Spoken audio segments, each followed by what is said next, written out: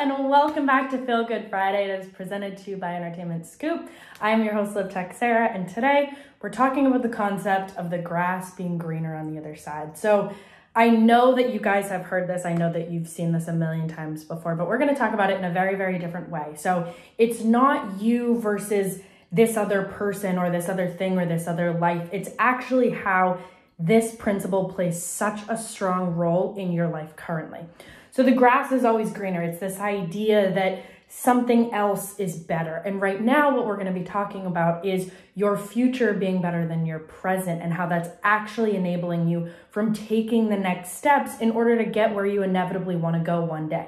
So sometimes when we have really, really big goals, whether that's for our lives, for our careers, for our finances, anything along those lines, we really look at the end goal and we compare where we are now to our end goal. And whether you're really far away, slightly far away, or getting close, it can almost be intimidating and it can almost put us in a place of lack, in a place of fear, and a place of not feeling good enough. So just like the grass is always greener on the other side, where you're comparing your life, your situations, your relationships, your career to somebody else's, you can also do that to your dreams.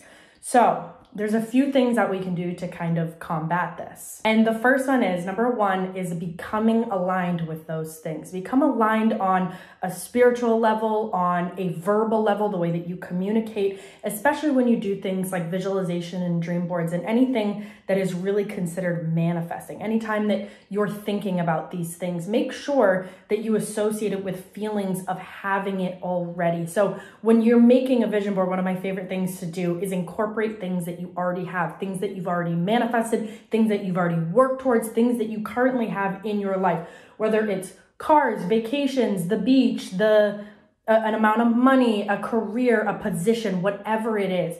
Put things in there, your love life, your friends, your family, put all of the things in there that you currently have, that you're currently grateful, and mix them in with the things that you're attracting, the things that you want in this lifetime. Number two is have a concrete plan. Know what you want and know when you're going to get there. Have monthly, yearly, bi-weekly, quarterly, I couldn't think of it for a second, quarterly dates in your mind. Have these things written down so that you know where you need to be at. What do you need to be doing daily in order to get there? What do you need to be doing monthly in order to hit your quarterly goals? It's all about planning and then completing that plan. You have to stick to it. You have to commit to it. You have to be consistent day in and day out. You have to know what you need to do, and then you have to take action in order to do it. That is step number two.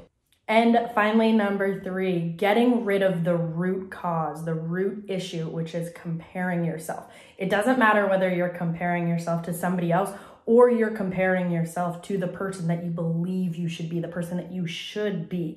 There's so much guilt and shame and heavy pressure that we weigh on ourselves over the things that we're not, over the things that we're not yet, I should say. So when it comes to this last step, it's really integrating this new level of self-acceptance. And that's going to come from doing the actions. That's going to come from having a plan. That's going to come from aligning yourself with all of the things that you want to do and knowing that you're worth it. But it's also going to come from that deep inner work of knowing that I'm okay where I'm at and I'm working to be a better version of me. I'm working to be a better person. I'm working towards my goals. I don't need to sit here and compare myself to where I should be or where I want to be one day. It's like, if you were going to learn Spanish or French or Portuguese or any other language, you wouldn't sit there and compare yourself where you're at week 1 to where you believe you should be in 110 weeks. It's unrealistic. It sets you up for failure.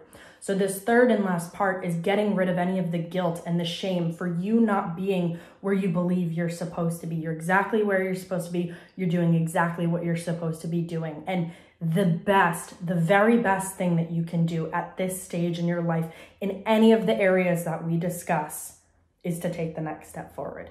Take the next step forward and stay consistent day in and day out and stick to that plan that you have. Become aligned on an emotional, spiritual, physical level by doing the work, by showing up, by knowing that you're worth it.